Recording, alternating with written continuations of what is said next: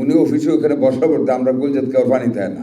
ফোনে 9টার আগে সব মন্ত্রীরা হাজির, সব সচিবরা হাজির, সব অফিসাররা হাজির। একটা কথা বলে যে মনে কিছু নেই না, এই বাংলাদেশের মানুষ এই বর্তমান প্রধানমন্ত্রী তারেক রহমানের কাছ থেকে নিয়ে যদি দেশটাকে উন্নত না করতে পারেন, আর কোনো প্রধানমন্ত্রী এসে পারবে না। কেন পারবে না জানেন? কারণ আমরা ওনাকে ভয় পাই। এই যে উনি সচিবালয়ে অফিস করেন, এত বড় প্রাসাদ রাইখা, কেন এত মজা কি ওখানে অফিস করে আমাদেরকে নিয়মানুবর্তিতা শেখানোর জন্য। উনি অফিসে ওখানে বসা পড়তে আমরা গুলজাত কেউ পানি দেয় না। ফোনে 9টার আগে সব মন্ত্রীরা হাজির, সব সচিবরা হাজির, সব অফিসাররা হাজির।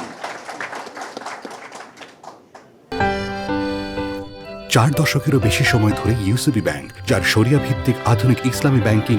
ইউসিবি ইসলামিক ব্যাংকিং একটি পরিপূর্ণ ইসলামিক ব্যাংকিং ব্যবস্থা।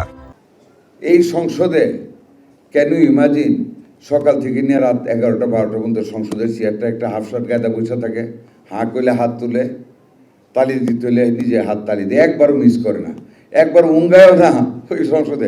আমরা অনেক সময় উঙ্গায় যে গুম গুম ভাব হয়ে যায়, ওনার চোখে একবারও ঘুম দেখে না, এত পরিশ্রমী। উনি বসে থাকেন আমাদেরকে সংসদে পাংচুয়াল করার জন্য। উনি ক্যান্টিনে বসে খান আমাদেরকে অভ্যাস করানোর জন্য, যাতে করে আমরা মানুষের সাথে মিশি।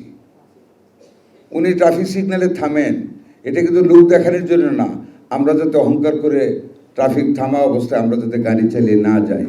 একটা মন্ত্রী একদিন ট্রাফিক সিগন্যালে আটকে গেছে, গানম্যানরে বলছে যে সার্জেন্টে বলতে গিয়ে বলো মন্ত্রী সাহেব আছেন একটু সাইরা দিতে। ওই কথাটা মাননীয় প্রধানমন্ত্রীর কানে চলে গেছে। ক্যাবিনেট মিটিংয়ে উনি উল্লেখ করেছেন যে একজন মন্ত্রী এই কাজ করেছেন, আর যেন কোনোদিন না শুনি। ইজ সো কেয়ারফুল, সে করতে চায় দেশের জন্য।